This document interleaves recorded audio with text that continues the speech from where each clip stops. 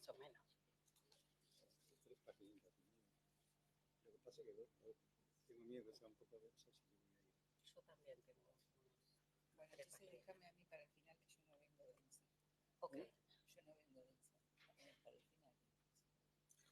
Bueno, Mejor empezar buenas para noches. Para ir entrando. Vamos a ir comenzando.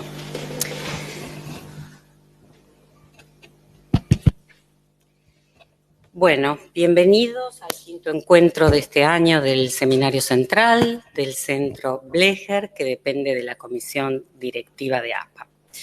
El título de la actividad de hoy es sobre postergaciones y obsesiones. Y la bibliografía que recomendamos es El hombre de las ratas, de Freud, de 1909.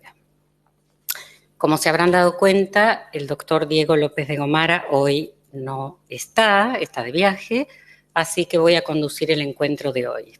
Y Diego va a estar, como siempre, el próximo encuentro, que es el 5 de septiembre. Bueno, yo soy Gabriela Friedman, miembro de esta institución, y nuestros colegas invitados son el doctor Carlos Basch y la licenciada Cecilia Moya. La modalidad va a ser la de siempre. Voy a hacer una breve introducción, después le damos la palabra a los invitados para poder volver a abrir en un tercer tiempo las preguntas o intercambios de pareceres. Bueno, si bien hoy Diego no pudo venir, nos dejó como imagen disparadora del encuentro el Enso, que proviene de la caligrafía japonesa. Y tenemos la imagen en la pantalla. Y cito las palabras de Diego. Muestra cómo la imperfección o la falta, es decir, el círculo abierto, abre la posibilidad de la ruptura de las obsesiones. Da una salida a las postergaciones y rompe la esfera del narcisismo psicótico para abrirse al otro y al mundo. Bueno, transmitido el mensaje que nos dejó el coordinador del centro, me gustaría hacer unos comentarios introductorios, un poco a modo de litoral. Me resulta particularmente interesante el tema de las postergaciones, ya que como uso del tiempo, la espera o el rodeo son intrínsecos a la constitución del sujeto. El tema del tiempo es un tema apasionante, al menos para mí, abordado por muchas disciplinas de diversas maneras. Pero el psicoanálisis, a mi entender, hace un aporte verdaderamente enriquecedor enlazado al hallazgo clínico. Desde el vamos, el tiempo va a quedar enredado con la libido, con la dimensión pulsional. La pérdida de ser en la constitución subjetiva es un tiempo inaugural. Supone la pérdida efectiva de la ilusión intersubjetiva o relación proporción sexual que, como sabemos, no existe. El obsesivo sabe que posterga, pero no sabe qué posterga, ni por qué posterga, ni cómo dejar de postergar. La postergación es un síntoma. Seguramente no es la terminación de la carrera universitaria, tampoco el comienzo o no de un trabajo. Digamos que la obsesiva, más que nadie, sabe postergar y junto con la histérica practican los artilugios necesarios, cada uno a su modo, en su fantasma, para velar lo que no quieren y también lo que no pueden saber. Son ellos quienes, de modo privilegiado, concurren al análisis y allí demandan y preguntan y dudan. Una pregunta que nos podemos hacer es, y también se la podemos hacer a los invitados, ¿por qué tan habitualmente se sintomatiza la postergación? El obsesivo con la duda, las racionalizaciones, argumentaciones, anulaciones, negaciones, hace todo lo necesario para quedarse demorado en un tiempo que sería más bien un tiempo de comprensión, un tiempo reflexivo. Desde otro lugar podríamos decir un tiempo preponderantemente imaginario. En este sentido, Lacan marca algo que me parece que viene bien, que son 3 tiempos lógicos, y dice que son instante de ver, tiempo de comprender y momento de concluir. El momento de concluir el segundo tiempo es el salto que el obsesivo no da o le cuesta dar. Por otra parte, el obsesivo en sus obsesiones repite. El de repetición es tiempo circular. La pulsión, a su manera, repite en su intento por recuperar el objeto de la pérdida original. Da vueltas, hace los rodeos necesarios para transitar las zonas erógenas, bordea el objeto A.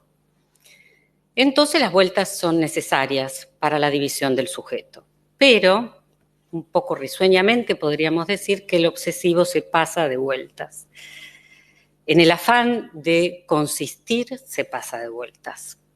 Siguiendo con la metáfora de la figura circular japonesa, la de Lenzo, la búsqueda del círculo perfecto, el cerrado de la perfección, se pierde la armonía que ésta lleva y que en realidad está en la apertura misma.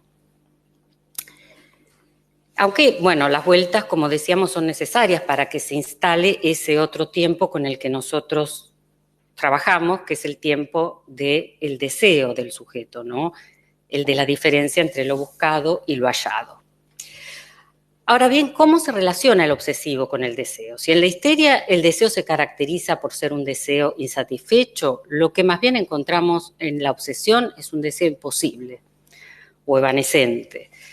Pero en los dos casos lo importante es que se trata de mantener el lugar del deseo como tal, porque aproximarse a esa zona amenaza al sujeto con la propia desaparición.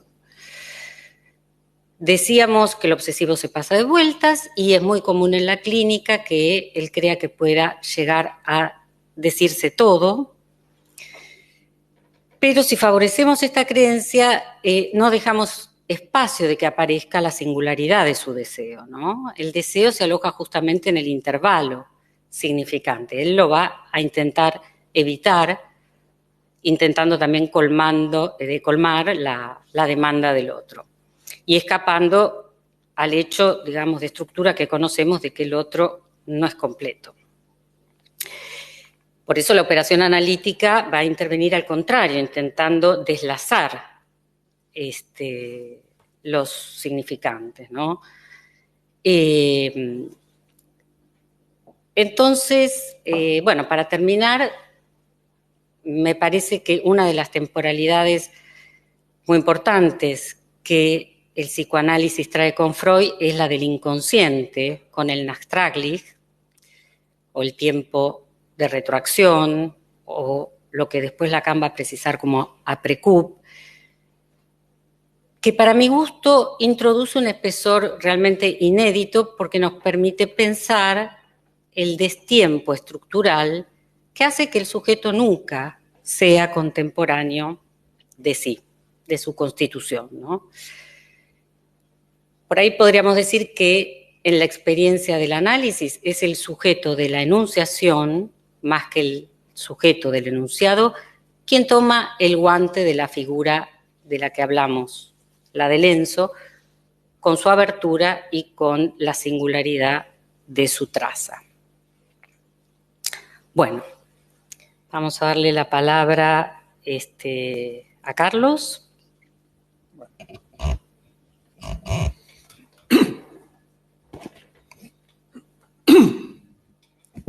Buenas noches a todos. No sé si se escucha bien.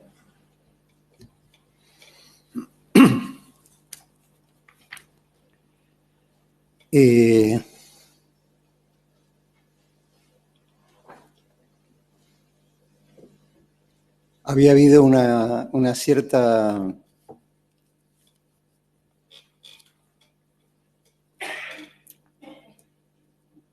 resonancia del tema de esta noche con la circunstancia de la fijación de esta fecha para esta reunión, porque en primera instancia era para la semana anterior y después se postergó.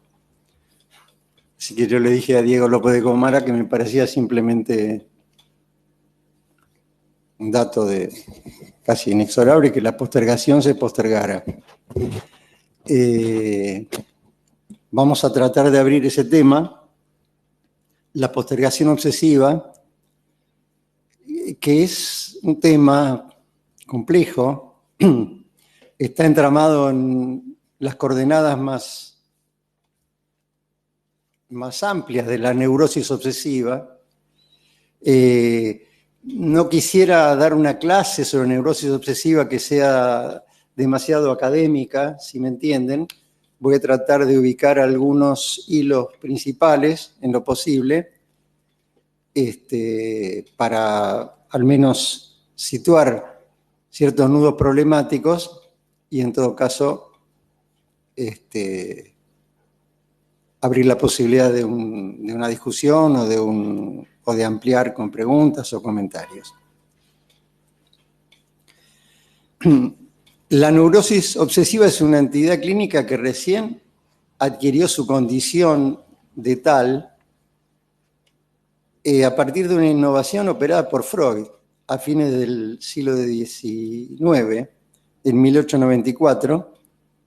Él fue el que agrupó una cantidad de condiciones sintomáticas que hasta entonces se ubicaban en relación a cuadros psiquiátricos como la neuroastenia, incluso la depresión. Lo que ubicó Freud como centralidad de esta entidad que ubicó como neurosis obsesiva son precisamente las ideas obsesivas, las obsesiones, representaciones en la mente que se imponen de un modo aparentemente inmotivado para quien las padece y que Freud ubicó como sustituciones deformadas, apenas deformadas a veces, más deformadas en otras ocasiones, de deseos reprimidos enlazados a episodios de carácter sexual, infantil y traumático. ¿No? Además de estas ideas obsesivas, ustedes seguramente conocen la persona que no puede dejar de estar pensando en el estribillo de una canción, aunque ya quiera dejar de pensarlo, la persona que tiene que caminar por la baldosa del medio de la vereda porque no sabe por qué, pero si no se angustia. Además de las ideas, como en este ejemplo de la baldosa, hay la compulsión de ejecutar acciones, conductas que se experimentan como mandatos y que en algún momento esto pasa a incluir la defensa iniciada contra esas conductas al modo de contramandatos. Entonces, tengo que caminar por la baldosa del medio, tengo que no caminar por la baldosa del medio, y esto termina en un esfuerzo enorme, en un gasto de energía terrible, y algo de eso fue lo que es lo que suele llevar a la consulta a este tipo de padecientes, ¿no? Esas acciones que tienen habitualmente ese carácter compulsivo, tengo que hacer tal cosa aunque no sé bien por qué, a menudo adquieren un carácter sacrílego en relación a circunstancias que normalmente llamarían al respeto, a la devoción, al homenaje. Al revés, se produce el impulso de desafiar ese respeto, de injuriar, ideas obscenas, conductas obscenas, escatológicas, sacrílegas, injuriosas. Y además se ven afectadas por un estado de duda sistemática. ¿Lo hago o no lo hago? ¿Tengo que hacerlo o no? Es esta duda sistemática la que induce la postergación de todo acto de cuyas consecuencias ya no sea posible volver atrás.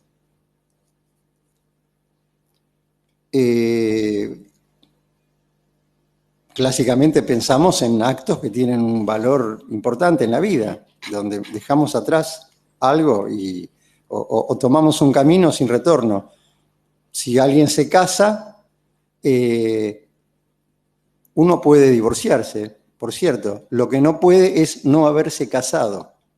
El divorciado es alguien que ya se casó y no puede deshacer la acción de haberse casado, puede descasarse, pero no puede no haberse casado.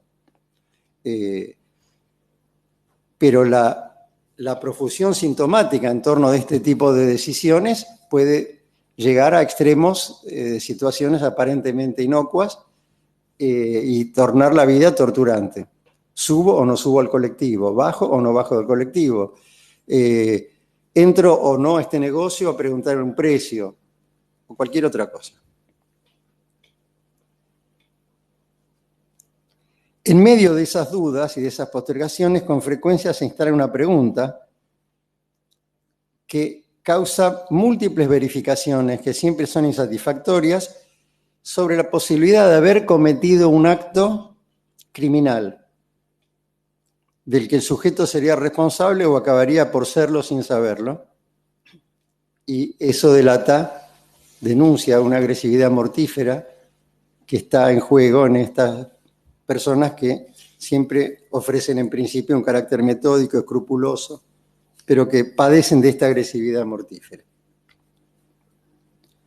Tengo miedo de que me estoy extendiendo mucho. No, tenemos tiempo.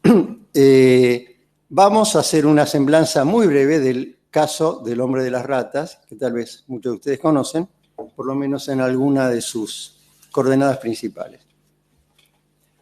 En la segunda sesión de su análisis con Freud, y delatando en su rostro y en su voz una repugnancia que Freud calificó como el horror ante un goce que él mismo ignoraba, este hombre, que era un abogado joven, que había estado haciendo maniobras en el ejército, en su servicio militar, en el ejército austríaco, algunos años antes de la Primera Guerra Mundial,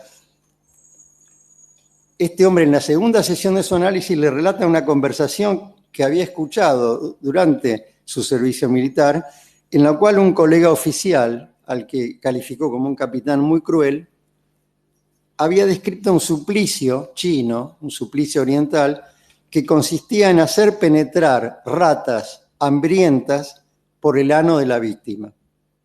Este era el suplicio chino. Esto es lo que dio lugar a llamar a este paciente el hombre de las ratas. Cuando oyó esta narración a ese colega oficial, el joven tuvo la idea obsesiva de que esa cosa horrible le iba a ser infligida a la mujer amada y al propio padre.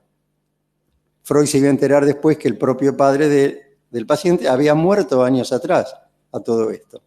No obstante lo cual, esa idea se imponía igual. El suplicio se aplicaba sin participación alguna del joven, como de un modo impersonal, pero para que dejara de suceder, era imperioso, como si hubiera un juramento de por medio, que él liquidara una deuda más o menos trivial, de poco dinero, y de un modo que además era en verdad imposible de liquidar, porque se trataba de un par de anteojos que él había encargado, que se le habían enviado por correo, y que quien había pagado el costo postal era la empleada de correos, que era la verdadera persona acreedora de esa deuda, que eran 3 coronas con 80, que no era mucho dinero ni mucho menos.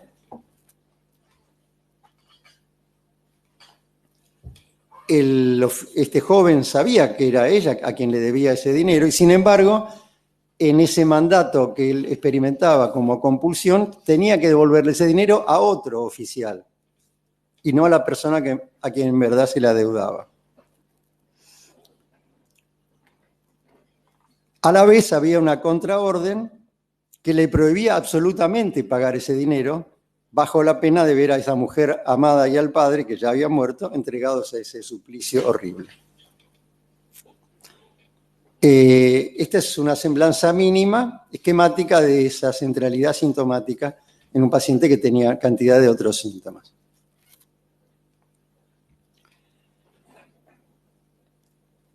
Desde muy temprano, cuando Freud comienza a ocuparse del tema de las neurosis obsesivas, plantea que, en general, en la etiología neurótica, no solo en las obsesiones, también en los cuadros histéricos, se trata de una representación intolerable, en principio, que está ligada a algún tipo de satisfacción pulsional, ligada a lo sexual, y lo sexual es traumático casi por excelencia, por definición. Ante esa representación intolerable surgen diferentes tipos de defensa, según la forma, en principio, esto es lo que ubicó Freud, según la forma en que el afecto originalmente ligado a esa representación sea manejado por esa defensa.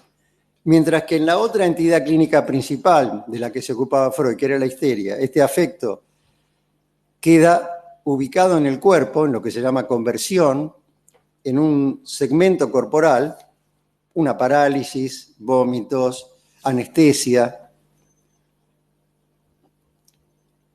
y logrando de ese modo estar bastante ajena al plano mental. En la neurosis obsesiva, ese afecto queda desplazado a otra representación, pero permanece en el plano mental. De ahí lo relativamente poco exitoso de la obsesión en relación a la histeria, en cuanto a los modos de vérselas con esta representación intolerable.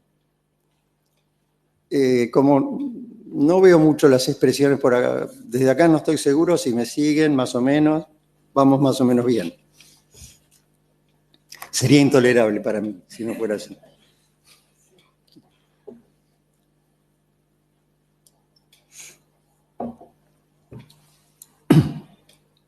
Por el hecho de persistir el afecto en el plano mental, en las obsesiones la represión de algún modo es más imperfecta. Y las medidas defensivas por eso están siempre renovándose. Se ha descrito la neurosis obsesiva como la evolución de una mancha de tinta en un papel secante. Bueno, los papeles secantes ya están fuera de moda, pero claro, delata la edad. Claro. Tal vez algunos sepan lo que eran los secantes, ¿no? La mancha de tinta se expande, no se detiene. Entonces se empieza a ver defensas contra las defensas, que Freud llamó defensas secundarias, y así sucesivamente. Porque la defensa misma pasa a estar impregnada de eso contra lo cual se defiende. Entonces el mandato y el contramandato, y el contra-contramandato. Contrastando con la histeria, donde hay una parálisis o una anestesia o una reacción corporal en cierto tramo de la inervación del cuerpo, y gracias a eso la mente consciente de la histeria, en la histeria, está en lo que se ha llamado la bella indiferencia respecto de los síntomas. No hay esa angustia que carcome al obsesivo. De hecho, lo que marca Freud es que no se trata en absoluto de cuadros alternativos, sino que se trata en la obsesión de algo así, y el término de Freud, algo así como un dialecto dentro de un lenguaje más central de la neurosis, que es el lenguaje histérico.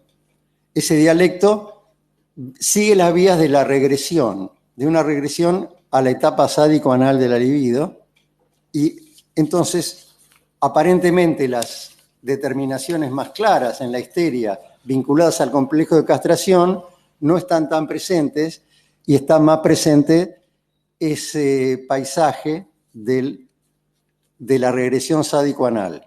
Esto es actividad, pasividad, imponerse o no imponerse.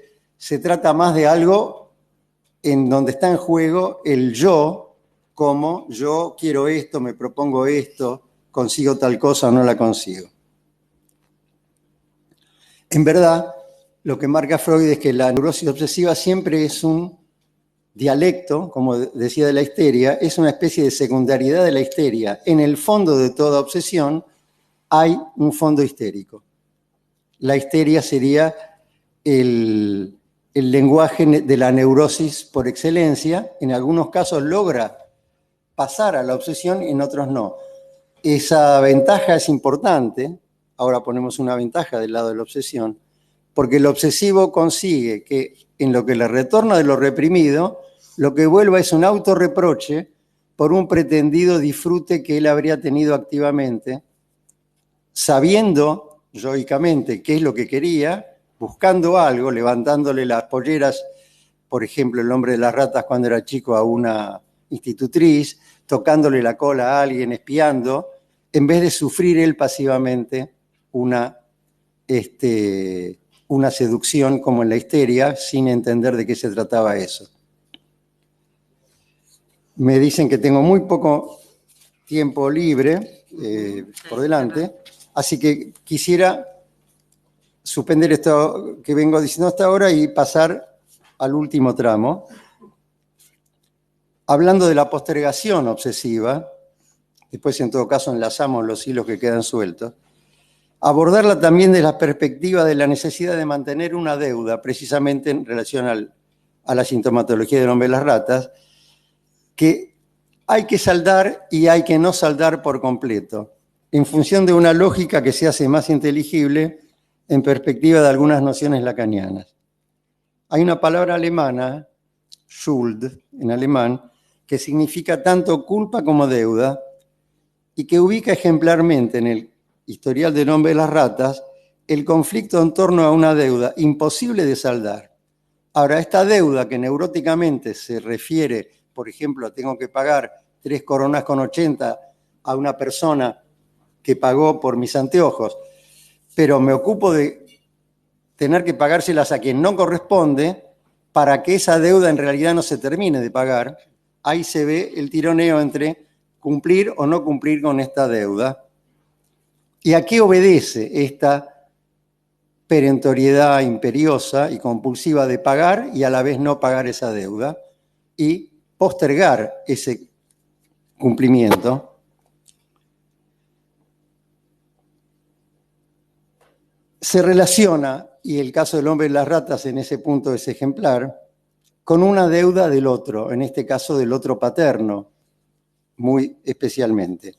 El padre del hombre de las ratas había contraído deudas de juego, también él en el ejército, no las había podido pagar y había estado al borde del suicidio.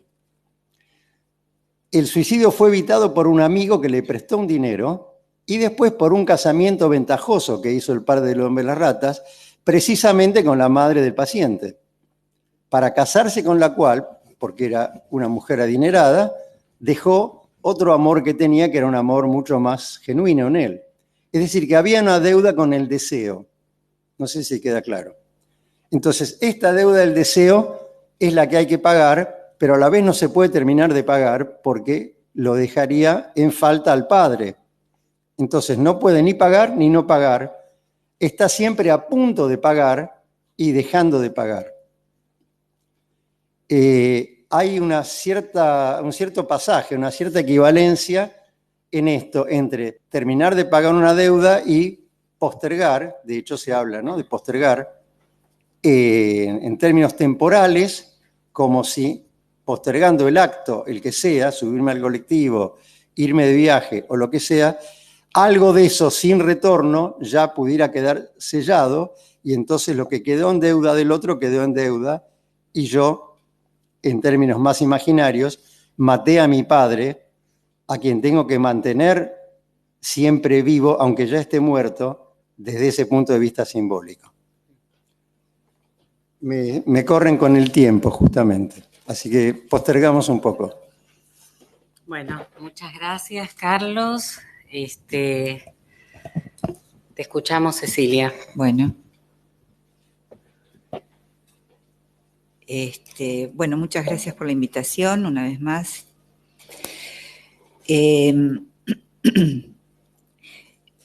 realidad, fue una suerte que hablaras vos primero, porque hiciste una síntesis del caso y me parece importante. No importa, está bien, pero fue importante a modo de introducción, porque en realidad lo que me interesaba era algunas puntuaciones hacer en torno justamente al caso, al historial. Y de ello quería hacer 4 puntuaciones en particular, por lo menos las que hice como recorte de la lectura, y que por eso digo, me vienen bien lo que Carlos pudo establecer, porque aunque hayan leído más o menos o tengan más o menos fresco el historial, por ahí podemos redundar en cuestiones, y esto me parece importante, lo que quería rescatar de esta lectura del historial. La primera puntuación es que quiero rescatar el valor del historial como escrito, como un escrito. En segundo lugar, rescatar el valor del historial en donde se establecen, si bien ya estaban planteadas, pero se establecen bases sólidas con respecto al tema de la neurosis obsesiva. Desde este punto tomaré solamente lo que nos convoca hoy, que es el tema de las postergaciones, y de ahí articularlo directamente con el tercer punto, que es el valor técnico del historial. Es decir, cómo vemos a un Freud trabajando en su técnica. Y desde ahí me gustaría tomar el tema de la transferencia y la interpretación. Y finalmente, si me da el tiempo, por lo menos en esta primera vuelta, o si Gaby me lo permite, haré algunas consideraciones acerca del tema de la neurosis obsesiva y la contemporaneidad. ¿Por qué digo que tiene un valor importante el escrito en sí mismo? Porque como ningún otro historial, tiene esa doble condición, ese raro valor que nos ofrece la posibilidad de verlo a Freud escribiendo, en el sentido formal de la presentación del material en 1909, y también tenemos las notas inéditas que están, se las recomiendo, si alguno de ustedes puede trabajar esas notas, que están, por lo menos yo lo tengo acá en los casos de Sigmund Freud, el hombre de las ratas, y están los escritos, los manuscritos, las notas que tomó Freud después de cada sesión, no todas, pero algunas de ellas, y entonces ahí nos encontramos con un Freud que cuando presenta su historial clínico en el primer congreso de psicoanálisis en Salzburgo, fíjense qué interesante, en lugar de presentar una cosa detallada acerca de la teoría de la neurosis obsesiva, lo que decide es presentar un caso, nada más ni nada menos, lo cual le toma en un principio 4 horas, así que si de tiempo se trataba, ¿no? Me parece interesante esto, porque él plantea ya en el propio historial que va a omitir algunas cuestiones. Y entonces, cuando dice que omite algunas cuestiones en relación al historial, dice, pero no me es posible comunicar el historial completo del tratamiento porque ello me obligaría a revelar en detalle las circunstancias personales de mi paciente. Pero creo que infiero, le supongo a Freud, no solamente eso, sino la posibilidad de decir acá hay un recorte y acá hay algo de lo que nos interesa en términos de la transmisión del psicoanálisis, que es la presentación y la construcción del caso. Entonces vemos un Freud trabajando en relación a la construcción del caso. En esta oportunidad, digo, es una primera enseñanza porque podemos resignificar en el tiempo, ya que si uno de los problemas que está en juego, entre otros, en la transmisión del psicoanálisis es esto, Freud decide para su primera presentación en público presentar un caso. Y esto no es un tema menor. El segundo punto que les decía es el punto de vista teórico que quería rescatar de este caso. Voy a hacer una línea subsidiaria además de lo que tiene que ver con el tema de las postergaciones. Si siguen en detenimiento el historial, van a ver cómo él, además, piensen que él veía a este paciente 6 veces por semana, con lo cual estaban por eso esas anotaciones y cómo arriba, junto con el paciente, a hipótesis y a planteos y a confirmaciones y a convalidaciones en donde retoma el estatuto y la naturaleza de lo inconsciente y se lo señala al propio hombre de las ratas. En todo caso, si después quieren, volvemos a eso.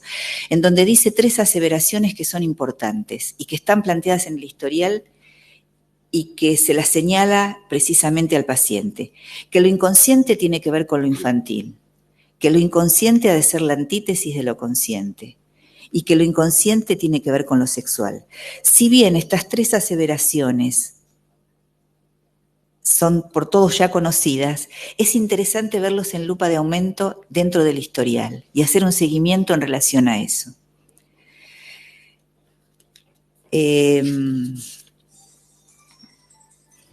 Acerca de las postergaciones. Bueno, Carlos ya algo dijo en relación al tema de las postergaciones.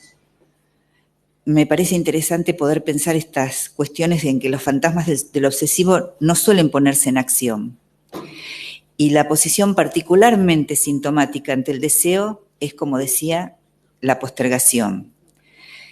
Desde la clínica cabe destacar que, dada la condición de la postergación, no se trata, y esto me parece interesante, de empujar al obsesivo en la realización de su deseo para que deje de postergar y avance con toda libertad hacia esos objetos asignados, que están asignados en realidad por la prohibición, sino en cambio que advierta, que se evidencie que su sostén radica en su condición de imposibles. Subrayemos esta condición de imposibles. A lo largo de un análisis, un paciente obsesivo suele darse cuenta de que aquello por lo cual sufrió, luchó y anheló durante mucho tiempo, a veces años, resulta realmente que en determinado momento no le interesa. Por ejemplo, como aquel joven que llegado a los 30 y pico de años y habiendo hecho algunos cursos de actuación y haber soñado con ser un actor famoso, cuando termina de caer en la cuenta de que no era eso lo que realmente le interesaba, sino que era un mero soporte de su relación narcisística con sus pares, es decir, sobresalir fálicamente del conjunto. A su vez, la conquista amorosa, siempre la dama de sus sueños suele estar en el público dirigiéndole esa mirada. Y para una versión del otro, del otro, más o menos idealizado, desde el cual se mira desde afuera. Se mira desde afuera. Es como esta escena del obsesivo en donde está por fuera. Recordaba el himno a San Martín, decía, y entre nieves y cumbres eternas se alza el trono del libertador. Ese trono del libertador en los Andes mirando desde arriba, ¿no? El obsesivo a veces mira la escena desde ahí.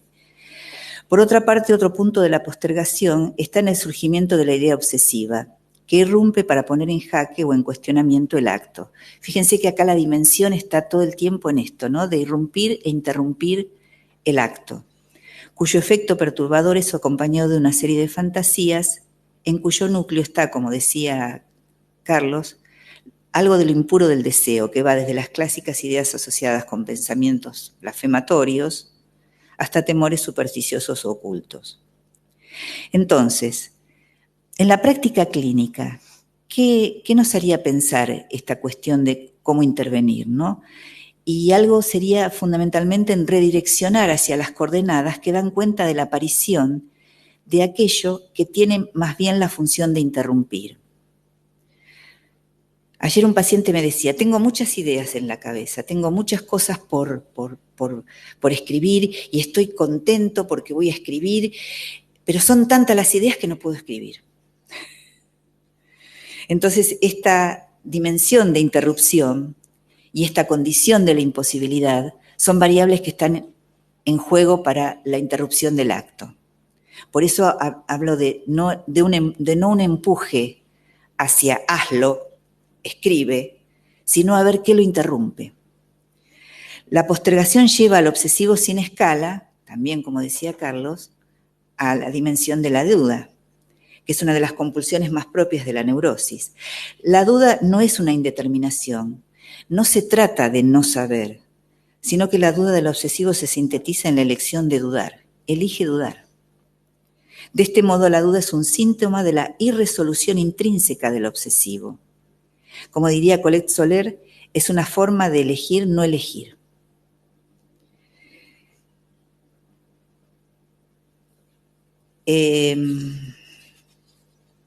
No sé si seguir con esto o pasar directamente. ¿Cómo vengo con el tiempo?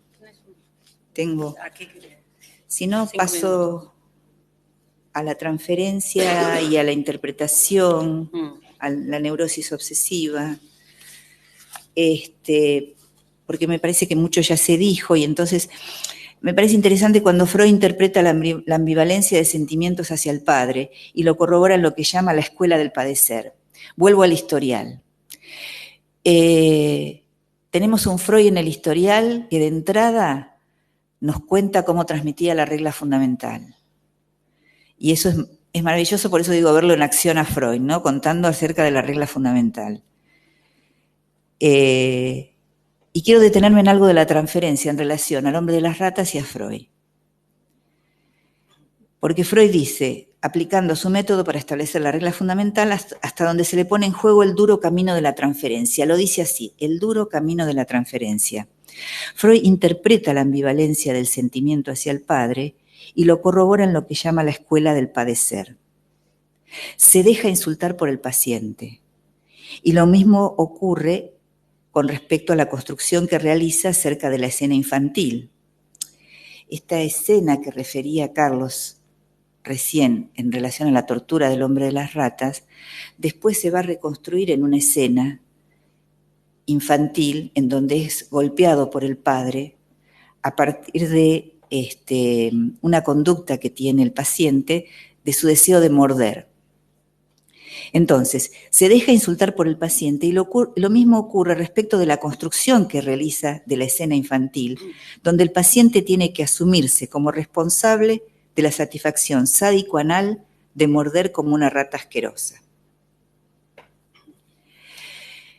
Cuando leía el historial y veía la primera entrevista, ustedes saben que el hombre de las ratas había leído Psicopatología de la vida cotidiana antes de iniciar el tratamiento, con lo cual vemos una transferencia previa en relación a él y a Freud. Entonces me pregunto, ¿no es llamativo que el hombre de las ratas ponga en un primer plano su vida sexual en la primera entrevista? Leo rapidito. Un hombre joven, de formación universitaria, se presenta en mi consulta manifestando padecer representaciones obsesivas, ya desde su infancia, pero con particular intensidad desde 4 años atrás. El contenido principal de su dolencia era el temor de que le sucedieran algo a 2 personas a las que más quería, su padre y la dama de sus pensamientos. De todos los tratamientos ensayados, solo le había aliviado algo, una cura hidroterápica en un balneario, pero solo porque durante su estancia en el mismo halló ocasión de desarrollar una actividad sexual regular. En general, su vida sexual había sido muy limitada. El onanismo había desempeñado en ella muy escaso papel y solo a los 16 o 17 años su potencia era normal y hasta los 26 años no había conocido mujer. En este punto es notable que Freud le preguntara sobre la sexualidad. Se verifica una primera versión, esta es mi hipótesis, del otro de la transferencia. El joven universitario había leído un libro suyo de Psicopatología de la vida cotidiana. Y entonces ahí se le instala como Herr Professor, que no es algo indistinto, cuando en este momento lo asocia el nombre de Freud con el de un criminal desplazado al analista en términos de idealizado, y otro degradado que consiste en la división subjetiva del obsesivo. Es decir, que cómo se ve claramente una transferencia previa y cómo luego en la transferencia, por vía de la transferencia, aparece esta dimensión también del degradado. En segundo lugar, hablando de esta condición de la vida sexual que aparece en esta primera entrevista, que esta vida sexual ocupe el primer plano de esta comunicación permite entender de la posición de quien consulta frente a la demanda en un razonamiento que se expresa así. Si Freud escribe sobre sexualidad, eso es lo que quiere de que hable, y entonces de eso hablaré. Ya desde su llegada, el hombre de las ratas se sitúa respondiendo a la demanda que el otro, del analista, le supone. ¿Ya termino? Sí. Y voy redondeando. Después podemos volver, pero hagamos una ronda bueno. por ahí. Entonces, quería puntuar esta dimensión de la transferencia y de este principio de la primera entrevista, que me parecía importante. Voy a ir a este último punto, que en todo caso después lo retomamos, y es que tiene que ver con esta condición que les decía acerca de los cambios en la subjetividad de la época, que va muchas veces de la mano con cambios de la ciencia y de la tecnología, ¿no? Y cómo la red global le dio carta abierta al placer masturbatorio. y no solamente podría decir como síntoma, sino como una modalidad asumida por los sujetos. Esto lo tomo de un psicoanalista que se llama Santiago Thompson y que hizo un planteo en relación a esto en Agenda Imago y que me pareció interesante traerlo acá para ponerlo en discusión en relación a lo actual. Las redes sociales se entraman en ese sentido como una posición para cada sujeto. En tal sentido, la neurosis encuentra ahí su soporte. Y esto me parece como destacable. La hipótesis que nos plantea Thompson es que las nuevas formas femeninas, las nuevas mascaradas femeninas, que ya no adoptan el sesgo de imponer obstáculos a la conquista, sino más bien de una ostentación del derecho a propiciarla activamente, repercuten en nuevos modos de restitución de la imposibilidad en el campo del deseo. ¿No? Entonces esta modalidad aparece y se refleja en las redes y toma, curiosamente, una red en el Facebook y una página que se llama Así no me vas a coger, pelotudo. El título de este artículo está tomado de esa página de Facebook que está inaugurada en febrero de 2013 y que supera los 160.000 seguidores.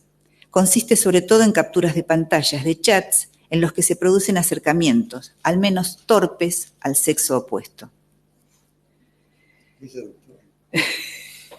Bueno, es que si de postergaciones se trata y de evitaciones se trata, ahí estamos en esta cuestión. Toma un ejemplo.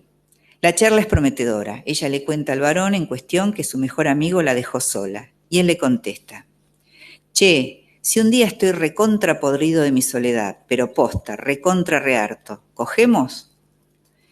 Fin de la conversación. Como pequeña venganza por la afrenta, la chica hace la captura de pantalla, cabe aclarar que se ocultan las identidades de ambos participantes, y la envía a la página. Con esto se pone en manifiesto una serie de maniobras evitativas que, si bien siempre existieron, en general quedaban veladas por una mascarada femenina que se sostenía como objeto de conquista. Entonces se ponían los obstáculos por la mujer, por el padre, y ahora que están abiertos, ¿qué haría el obsesivo hoy? Bueno, la injuria. Y entonces me parece interesante dejarlo como planteado en relación a eso. Está relacionado con esto de la interrupción y de la imposibilidad. Ahora el joven obsesivo moderno, ante la ausencia del obstáculo, le implica un problema. Como diría Lacan, el insulto a la presencia real del deseo del otro. Bueno, lo dejo como inquietud y en todo caso seguimos. Bien, muchas gracias. Bueno, con este final tan actual, vamos a ver si hay alguna pregunta, algún comentario acerca de lo dicho o de lo no dicho del caso.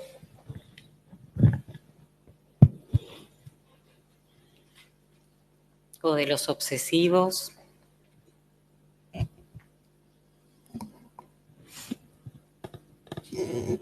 ¿Alguna duda? ¿Alguna duda?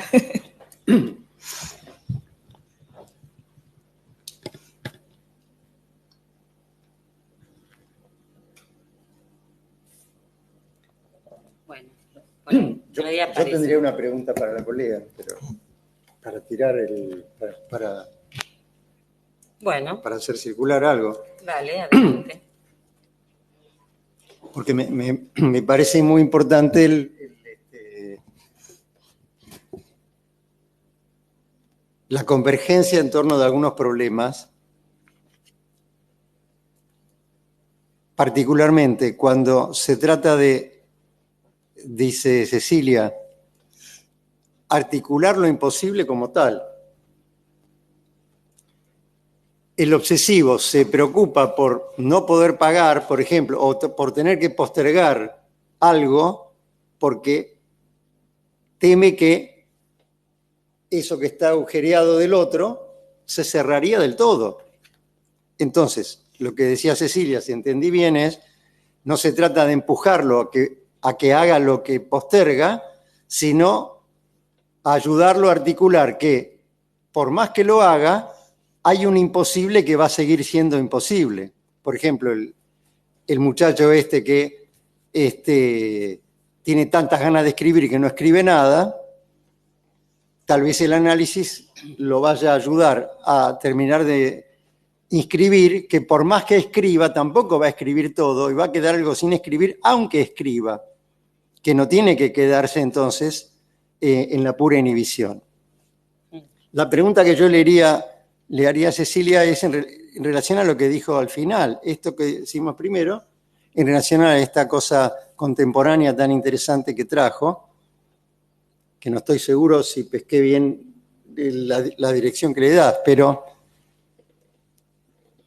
cuando Cecilia dice, bueno, como en la cultura ahora ya no está el obstáculo, entonces el obsesivo responde con la injuria. Ahora, ¿qué querría decir que no está el obstáculo? No está el obstáculo que en la cultura tengo que consultar a mi papá si me deja salir con vos, o tengo que, todavía no, bueno, vamos de a poquito. Pero el problema es que esos son obstáculos más o menos que recubren la imposibilidad. Entonces, cuando las chicas, podríamos decir, algunas chicas parecen suponer que no hay ningún obstáculo, bueno, por lo menos vamos a responder o con la injuria o con algún otro síntoma. Me hacía acordar una película de hace ya muchos años, 40, Taxi Driver, quizás la conocen, ¿no? El taxista medio bruto quiere invitar a salir a la chica más fina, entonces no sabe cómo hacer, porque es medio bestia, no sabe cómo hacer. Entonces tiene un amigo que le dice, pero invítala al cine. Ah, qué buena idea, claro. Entonces va y le dice, ¿a qué hora terminás de trabajar? Porque es vendedora en una tienda. A tal hora, bueno, ¿qué te parece? ¿Te paso a buscar o vamos al cine? Ah, encantada, dice ella, y le hace una sonrisa fantástica. Entonces la pasa a buscar y van al cine. Cuando entra al cine, fueron a un cine porno. Era un cine porno, entonces esta le da un carterazo y sale, y este no entiende nada, me dijo que vaya al cine. Bueno, la cuestión es que el obstáculo está igual. Entonces, hay un empuje en esta época a no hay obstáculos, y eso es bastante estragante en las chicas y en los chicos. Efectivamente. Entonces, me pareció importante ubicar eso, ¿no? Sí. Bien. Cuando vos te referís a lo estragante, a que hay una sintomatología ahí donde la cultura, que antes ofrecía algunos reparos para adornar esa imposibilidad o para revestirla, ahora manda a los chicos andar para adelante, casi sin, ¿no? A los chicos y a las chicas, y además compiten entre ellos para no quedarse atrás. De todas maneras, me parece que hay algo del orden de la supervivencia del deseo que podemos rescatar, ¿no?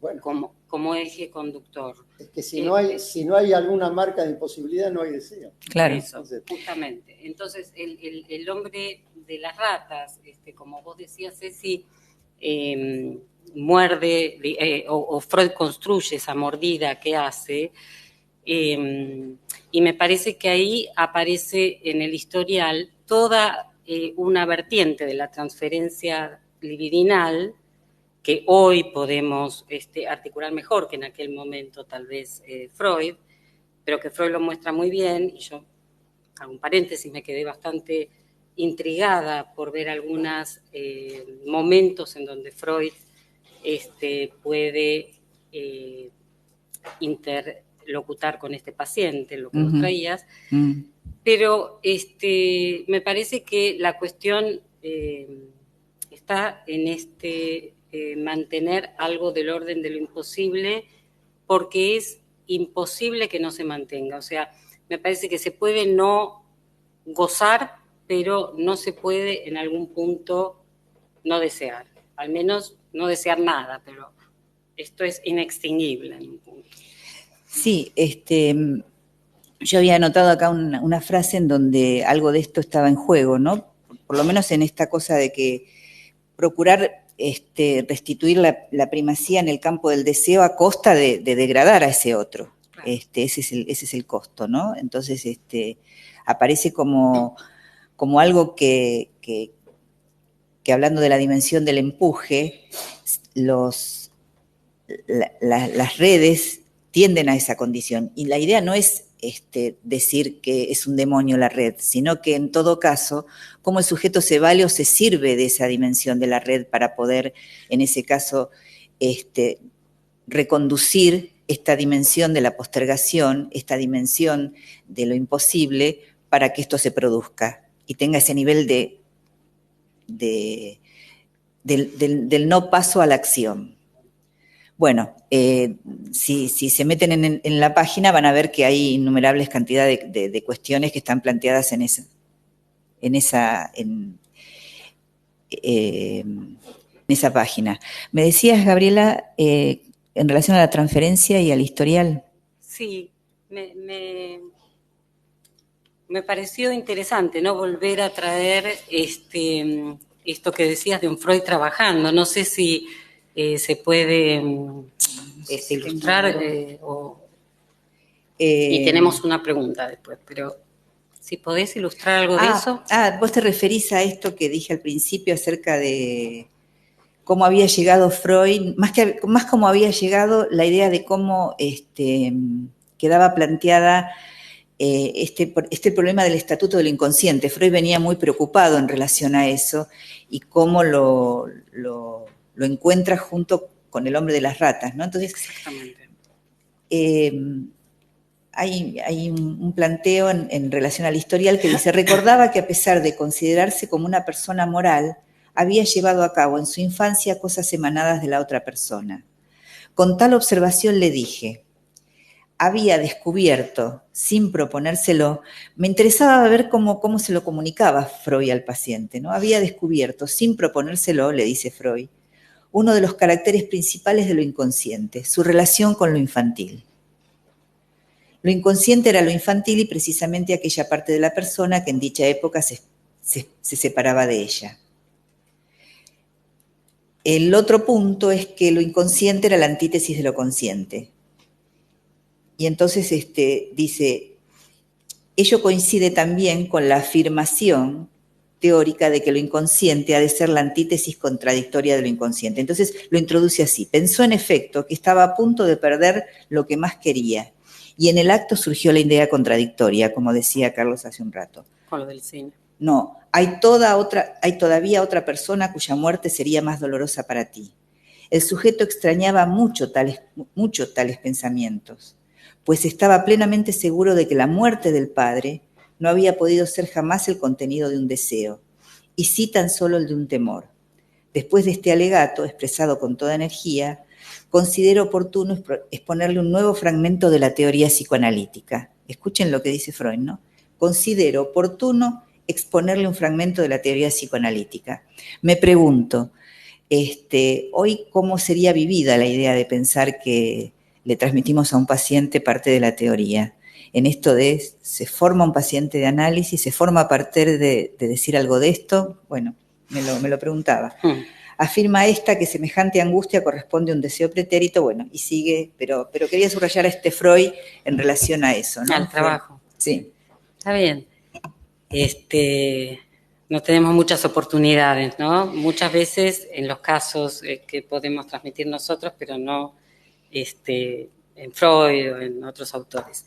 Ahora, también en relación a esto que traes del padre, que Carlos también trajo, ¿no? El padre muerto, y sin embargo que aparece en los pensamientos obsesivos esto de que si hace tal cosa el padre va a morir. Es interesante eso, ¿no? También la relación con la muerte del obsesivo. Bueno, ese es todo un capítulo con aparte. El padre, si podés decir algo, Carlos. Sí, claro.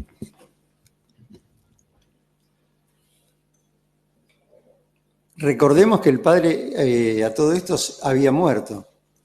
No obstante lo cual, él temía que si hacía o dejaba de hacer a veces la misma cosa, si la hacía o si no la hacía, el padre podía morir. Tenemos algunos recursos teóricos que a lo mejor podemos tirar al ruedo y distinguir algunos registros, ¿no? la muerte del padre es una cosa en el registro más imaginario de la rivalidad entre padre e hijo como si fueran comparables, y otra cosa es la dimensión simbólica del padre, que va más allá de ese señor que es el papá de ese hijo. Esa dimensión simbólica siempre tiene que ver con la muerte, y es un poco al revés de lo que pasa con el hombre de las ratas en su sintomatología. Aunque el padre esté vivo, en lo simbólico ya está muerto, porque hay algo de la adquisición de la ley, de la legalidad, y esto implica tanto la prohibición del incesto, en el sentido más crudo, esto es, cierta distancia con los objetos primordiales, como también la legalidad inconsciente, el funcionamiento del inconsciente, esto es, que funcione cierta represión y que haya cierta, dejar atrás el polimorfismo infantil pulsional. Algo de eso es correlativo con lo que en términos de Lacan podemos llamar el padre muerto en relación a la ley. Esto tiene que ver con un mito freudiano que ustedes conocen seguramente, y es el banquete totémico, ¿no? Ese mito de origen de la ley por el cual alguna vez el padre primitivo acaparaba a todas las mujeres hasta que los hijos se arreglaron entre ellos para matarlo, porque era un tirano despótico, pero después de matarlo se lo comieron. Y con la ingesta del padre ingirieron la ley, es decir, de ahora en más nadie será el único que puede con todas las mujeres, y por lo menos con eso, a partir de ahí, con las mujeres consanguíneas no se puede. Esto es entonces la introyección de la ley con el cadáver del padre. Algo de esta operatoria en la obsesión no está del todo cerrada. Y entonces todo el tiempo está por terminar de matar un padre, aunque ya esté muerto.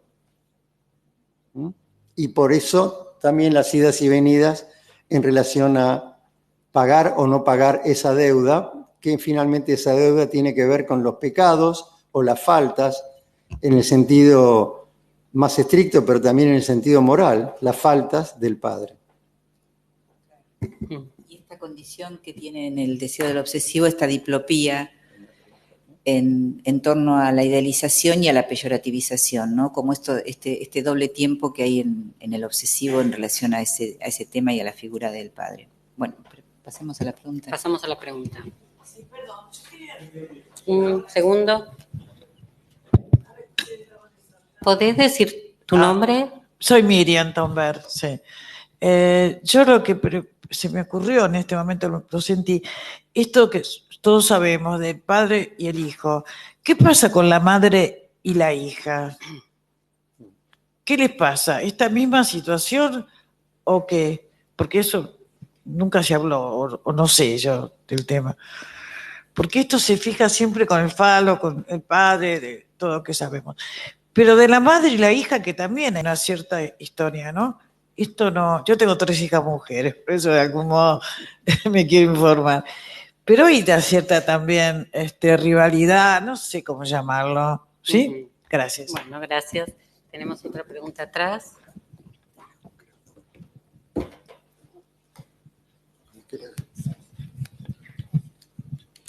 Hola. Bueno, en realidad, sí, no sé, es una pregunta como... Yo tengo un paciente que es como una neurosis obsesiva de libro, parece. Me resuenan mucho todas estas cosas. Esto que decían del padre, por ejemplo, de las deudas de juego, intentar todo el tiempo, digamos, no terminar de pagar como para sostener a este padre.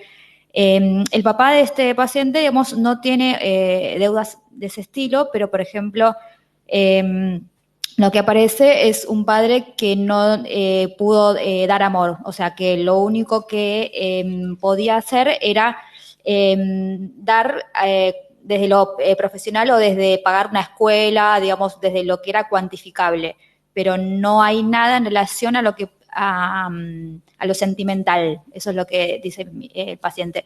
Y hay mucho en relación a esto de la deuda, todo el tiempo se juega lo de la deuda. Por ejemplo, él se quiere ir a vivir solo, tiene 30 años más o menos, y dice que quiere comprarle, o sea, que digamos, el padre compre un departamento y él le iría pagando el alquiler.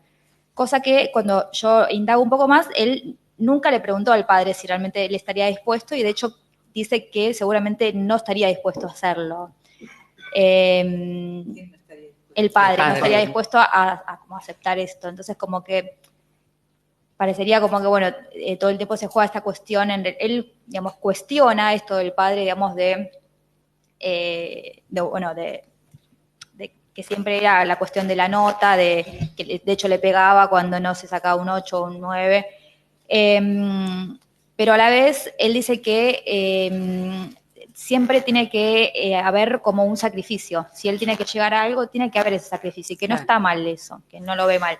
Que él necesita, si él tiene que llegar a algo, tiene que haber antes un sacrificio. No puede no llegar fácil. Si es fácil, no estaría bien. Bueno, muchas gracias. A ver qué opina. Están todos los elementos, ¿no? De los que hablamos. El sacrificio, de alguna manera está postergando la pregunta, ¿no? Sí. El padre. Bueno, volvemos. Vamos a intercambiar un poquito. Me parece interesante. ¿Cómo era tu nombre? Miriam. Me parece interesante lo que traes en relación a...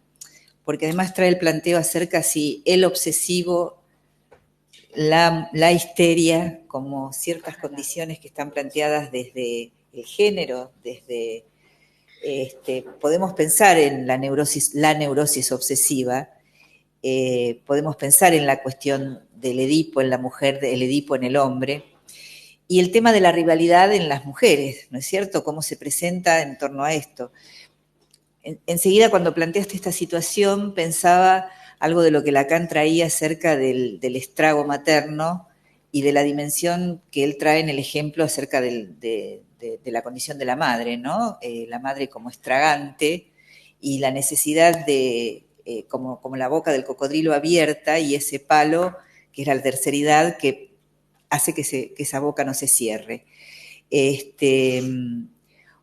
Últimamente pensaba en esta condición acerca de cómo la terceridad organiza y cómo podemos pensarla en términos de lo que significa este palo que atraviesa y que interdicta esta imposibilidad de quedar engullida realmente por la dimensión de la madre.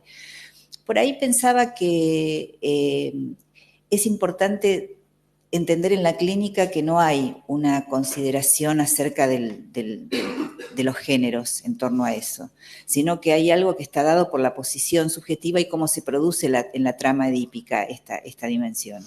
Entonces ahí como podemos ver una salida diferente en cada uno de los pacientes. ¿Quería puntualizar alguna cuestión en relación al caso o querés plantearlo vos? Me gustaría tomar algo de lo que decía la colega.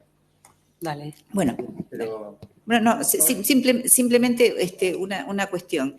El tema de la muerte en el obsesivo tiene que ver con esta cuestión de congelar al otro, ¿no? Recordaba algo acerca de Serge Leclerc, que traía un material clínico en donde un paciente había estado durante toda su sesión hablando y cuando termina la sesión dice, ha sido una buena sesión. Se levanta del diván y lo ve más frío que de costumbre a su analista, más abstinente. Se apuran la secretaria, el asistente se acerca y el analista estaba muerto, ¿no? Entonces, esta condición de petrificar al otro, de mantenerlo petrificado al otro, también tiene que ver con esta imposibilidad de matarlo, ¿no? Lo otro que quería señalar era la oblatividad, es decir, esta condición sacrificial, pagarlo con sacrificio todo lo que tenga que ver con el tema de la deuda. Y ahí va a estar también la posición del obsesivo en relación a eso. Algo sobre la pregunta que hacía la colega, que planteó el caso de la deuda con lo no cuantificable, ¿no? Decías, el padre podía aportar cosas cuantificables. Ese es, me parece, el punto crucial de la deuda, porque siempre quedamos en deuda con lo no cuantificable. Hay algo que no cierra.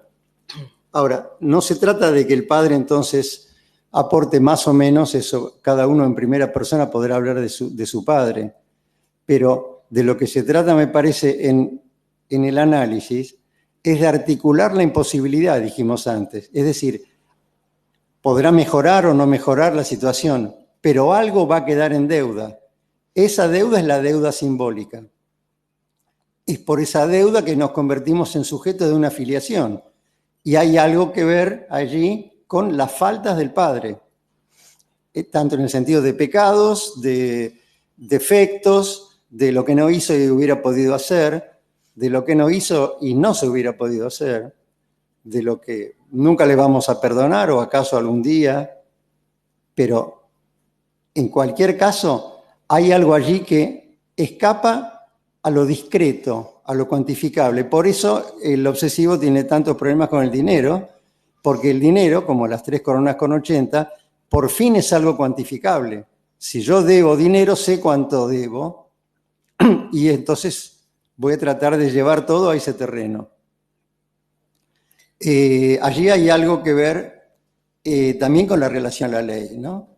El tema de los hombres o las mujeres, los padres o las madres, me parece que hay una condición de estructura y después hay muchas diferencias, por supuesto, porque hay algo que todavía en la mayoría de los casos se da, y tal vez no por mucho tiempo más, no sé. La mayoría de los humanos todavía seguimos naciendo de mujer. En ese sentido, la madre es la inmediatez y es el nombre del objeto primordial. Y el padre no es inmediato. Como dice la Biblia, siempre es incierto. Por eso el apellido es paterno. Y las mujeres tienen apellido, por supuesto, el del padre o el del padre, porque no hacía falta, porque era inmediato, porque sale de adentro del cuerpo de la madre y no hay ninguna duda, no hay ninguna incerteza. El apellido viene en el lugar de una falta de certeza y allí la mediación y la terceridad que decía Cecilia. Por supuesto que hay padres que son más cocodrilos que muchas madres, porque la madre, a pesar de ser la inmediatez, transmite la ley si tuvo un padre. Y si su hijo tuvo un padre con quien ella puede o no tener lo que sea, pero como padre del hijo hay un padre. Entonces no se trata de que las madres sean más devoradoras que los padres, eso está las suertes repartidas. Pero estructuralmente hay algo más propio de lo inmediato y del objeto originario en lo materno, y hay algo más del lado de la ley que se logra o no se logra o se espera de la terceridad paterna. La entrada en escena de la ley va a estar dada por la madre. Entonces, si no da esa entrada, quizá probablemente el valor y el poder de todo esto tenga que ver con esa idea, ¿no? De cómo da entrada. Es una cosa con respecto a tu paciente. Pensaba en esto que acá noté, no podía dar amor, este padre, decís, ¿no? ¿Cuáles son los emblemas que un hijo toma de un padre? Y cómo se sirve de esos emblemas o está repetitivamente, insistentemente pidiendo que sean cedidos o se sirve de alguna manera de ellos, ¿no? Porque puede ser ad infinitum también en esa posición, buscando que sean cedidos esos emblemas, el amor, el poder, el dinero. También hay una rumia, hay una postergación en relación a esto, lo que mi padre no me dio. O servirse de ellos, y como dice la famosa frase, ¿no?, del Fausto, servirse de ellos e ir más allá de ellos, ¿no? Bueno.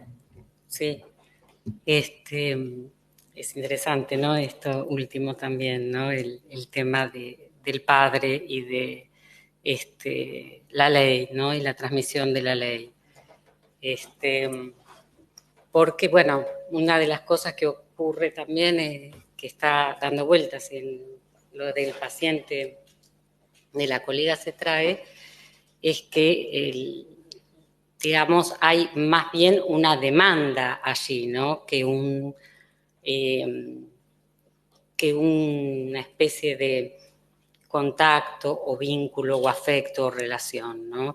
Y la demanda aplasta mucho, va en esta dirección de la que estábamos hablando, de enfriar, de petrificar, ¿no? De achatar, y bueno, el obsesivo un poco con la duda, entre otras cosas, sabe hacer esto muy bien, en alguna forma. Hay una pregunta que tenemos por Click Meeting de una colega, María Angélica Pacheco, y es para Cecilia Moya.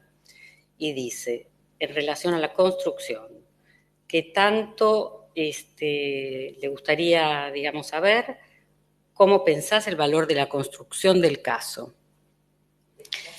Del caso clínico, o sea, construcción del caso. Un segundito, por ahí también algo de esto traías vos también, Carlos, porque decías que se despegó mucho, ¿no? Las notas originales que se encontraron del caso. A ver, ¿qué pueden decir? En realidad, lo que pensaba de la construcción del caso tenía que ver con la posibilidad de las omisiones, mejor dicho, lo voy a decir de otra manera. Pensaba que cuando Freud, al terminar el día, escribía sus notas, estaba haciendo ya una primera reconstrucción. Quiere decir que lo acontecido en sesión ya no estaba. Tenía que ver con un trabajo a posteriori que estaba haciendo el analista.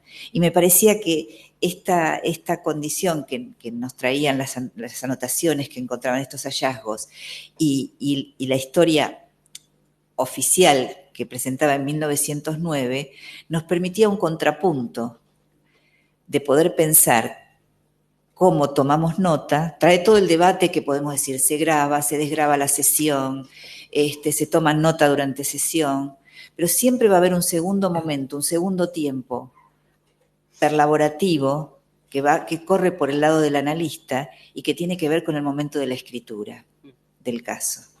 Y que va a haber un tercer momento, que es la presentación del caso. Y que podemos decir que puede haber un cuarto momento, que es cuando se presenta este caso, como presenta la colega, que es un recorte, es una viñeta, simplemente y que ya se armó otro caso aquí, a partir de lo que dijo Carlos, a partir de lo que dije yo. Entonces, el caso ya no es el paciente queda perdido en algún lugar, como estado fidedigno. Se construye un caso y se construye en transferencia y a partir de un trabajo de elaboración a posteriori. Bueno, lo pienso desde ahí, ¿no? No, muy, muy importante, esto daría para mucho y me temo que no da el tiempo. Pero quisiera decir simplemente esto, retomando lo que decía Cecilia. No es que el paciente habla, tiene un inconsciente, y nosotros tomamos nota o lo que sea y después escribimos el historial, en el mejor de los casos. Hay un destiempo, hay un diferimiento que es esencial, que es inherente no ya al caso, es inherente al inconsciente. Y ese diferimiento está incluido en la transferencia. Como sabemos, no hay, o no sé si lo sabemos, yo me lo tengo que recordar todos los días, no hay inconsciente antes de la transferencia. El paciente entra al consultorio el primer día con sus síntomas, con su neurosis, y el último día, en el mejor de los casos, después de todo el tiempo de análisis, sale con un inconsciente que tenía, pero no tiene en presente. Ahora lo tenía. Esto vale también para la construcción del caso. Freud recomienda en un escrito técnico muy importante no tomar notas en simultáneo. Él dice, al final del día, son estilos, cada uno podrá tener un estilo diferente, pero lo que es importante allí es que hace lugar al diferido. Entonces Cecilia dice, y después esas notas, un tiempo después, una vuelta más y escribo el caso. Y resulta que el caso tiene y no tiene lo mismo que las notas. Hay otra vuelta de tuerca, porque el analista es dos, por lo menos dos a la vez. El que escucha y lee en lo que escucha, y el que después mastica algo de eso y, aunque no escriba teoría, algo de esto está presente y va formando parte en el campo de la transferencia de lo que va continuando en ese análisis. Por eso me quedaba también con lo que decía antes Cecilia, leyendo a Freud, que dice, yo le explicaba la teoría. Entonces la pregunta es, ¿se transmite la teoría? Me parece que hay todo un gran capítulo que es ¿qué es transmitir? Porque transmitir la teoría no es dar una clase. Es la transmisión, ¿no? Y cuando damos una clase a veces no transmitimos nada, pero a veces dando una clase, como en un análisis, transmitimos en una pregunta, en un silencio, en una intervención. No hace falta explicar la teoría para que algo del inconsciente circule y, en definitiva, lo que se transmite, yo cerraría con eso, es lo inconsciente. Bueno, dejamos entonces el círculo abierto. Dejamos el círculo abierto. ¿Hay una pregunta más? No es una pregunta, es decirles que me pareció genial lo que acaban de decir, porque me parece muy importante lo que acaba de decir el licenciado y bueno, también la licenciada, ¿no? O sea, es muy importante transmitir esto y que se transmite también en estas charlas o en estas conferencias o pequeños seminarios. Para mí es muy importante y va marcando, o sea, no sé cómo explicarlo desde la teoría, pero a mí va marcando un sentimiento mayor de seguridad como terapeuta, ¿no? O sea, bueno, muchas gracias. Licenciada. Bueno, entonces vamos a dar por concluido el encuentro de hoy y bueno, el 5 de septiembre nos volvemos a encontrar, ya va a estar Diego nuevamente conduciendo. Gracias, buenas noches.